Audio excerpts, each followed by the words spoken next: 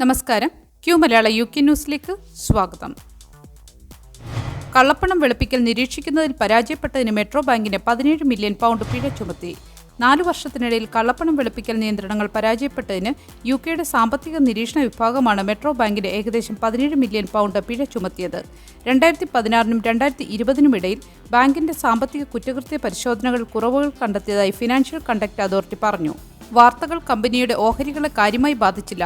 Automated transaction monitoring സിസ്റ്റങ്ങൾ പൂർണ്ണമായും നടപ്പാക്കുന്നതിലും നിരീക്ഷിക്കുന്നതിലും metro bank പരാജയപ്പെട്ടിരുന്നു.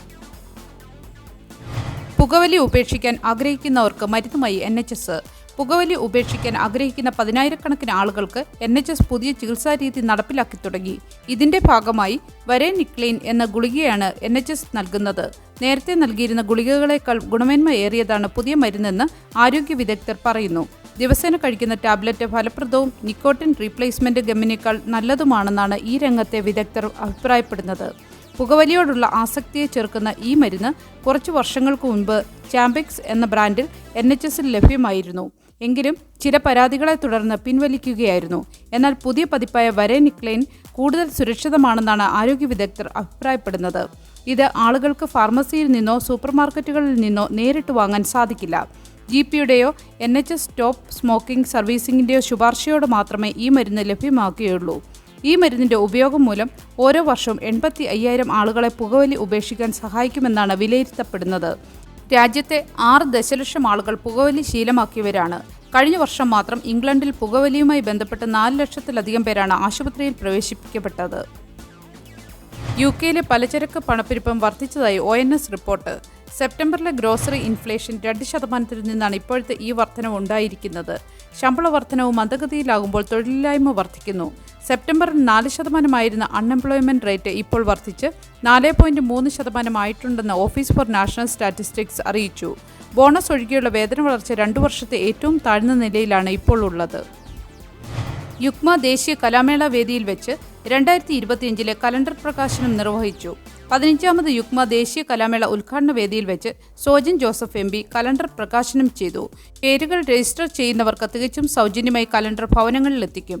Life line protect limited, global study link, Paul John and solicitors, the tiffin box, first call Nottingham, tutor waves, Muthoot group എന്നീ പ്രമുഖ business ഗ്രൂപ്പുകളാണ് UUKMA calendar sponsor ചെയ്തിരിക്കുന്നത്. ഇന്നത്തെ ഇന്ത്യയിൽ നെഹ്റുവിൻ ചിന്തകളുടെ പ്രസക്തി. OICC സംഘടിപ്പിക്കുന്ന ചർച്ച നവംബർ 13-ന്. ഇന്നത്തെ ഇന്ത്യയിൽ നെഹ്റുവിൻ ചിന്തകളുടെ പ്രസക്തി എന്ന വിഷയം ആസ്പദമാക്കി overseas Indian cultural Congress UK ഘടകം ചർച്ച സംഘടിപ്പിക്കുന്നു. കവൻട്രിയിലെ ടിഫിൻ ബോക്സ് റെസ്റ്റോറൻറ്റിൽ നവംബർ 13-ന് 6 മണിക്ക് ആരംഭിക്കുന്ന ചർച്ചയിൽ പ്രമുഖ രാഷ്ട്രീയ നിരീക്ഷകനും കേരള ഹൈക്കോടതിയിലെ സീനിയർ അഭിഭാഷകനുമായ അഡ്വക്കേറ്റ് A. ജയശങ്കർ, കേംബ്രിഡ്ജിന്റെ ആദരണീയനായ മേയറും UKയിലെ പ്രമുഖ ക്രിമിനൽ അഭിഭാഷകനുമായ ബൈജു തിട്ടാല എന്നിവർ മുഖ്യപ്രഭാഷണം നടത്തും. ഇന്ത്യയുടെ ആദ്യ പ്രധാനമന്ത്രിയായിരുന്ന പണ്ഡിറ്റ് ജവഹർലാൽ നെഹ്റു രാഷ്ട്ര നിർമ്മാണത്തിന്റെ ചില അടിസ്ഥാന ആശയങ്ങൾ അവതരിപ്പിക്കുകയും ഏറെ സ്വാധീനം ചെലുത്തിയ ഇന്ത്യയുടെ മതേതരത്വം, സമാധാനം, ദാർശനികത, സാങ്കേതിക പുരോഗതി, സാമൂഹ്യനീതി എന്നീ വിഷയങ്ങളിൽ അദ്ദേഹത്തിന്റെ ചിന്തകൾ ഇന്ന് ഇന്ത്യയിൽ എങ്ങനെ പ്രയോഗിക്കാം എന്നും അതിന്റെ പ്രാധാന്യം എത്രത്തോളമാണെന്നും പരിശോധിക്കുക എന്നതാണ് ചർച്ചയുടെ ഉദ്ദേശം. പരിപാടിയിൽ പങ്കെടുക്കുന്നവർക്ക് വിഷയവുമായി ബന്ധപ്പെട്ട ചോദ്യങ്ങൾ ചോദിക്കുന്നതിനുള്ള അവസരമുണ്ടായിരിക്കുന്നതാണെന്നും കാലിക പ്രസക്തമായ വിഷയം പ്രതിപാദിക്കുന്ന ചർച്ചയിലേക്ക് ഏവരെയും സ്വാഗതം ചെയ്യുന്നുവെന്നും OICC national president Shinu Clare Mathews പറഞ്ഞു.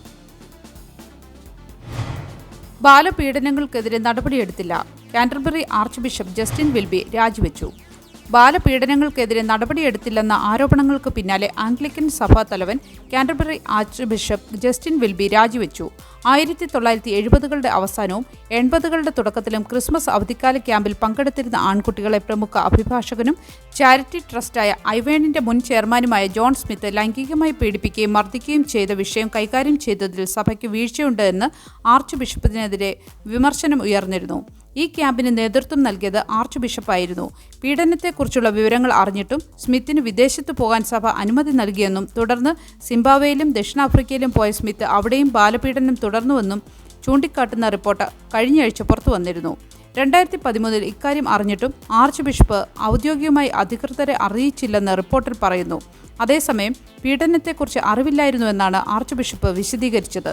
ബ്രിട്ടൻ, സിംബാബ്വെ, ദക്ഷിണാഫ്രിക്ക എന്നിവിടങ്ങളിലായി 130-ലേറെ കുട്ടികളാണ് സ്മിത്തിന്റെ പീഡനങ്ങൾക്ക് ഇരയായത്.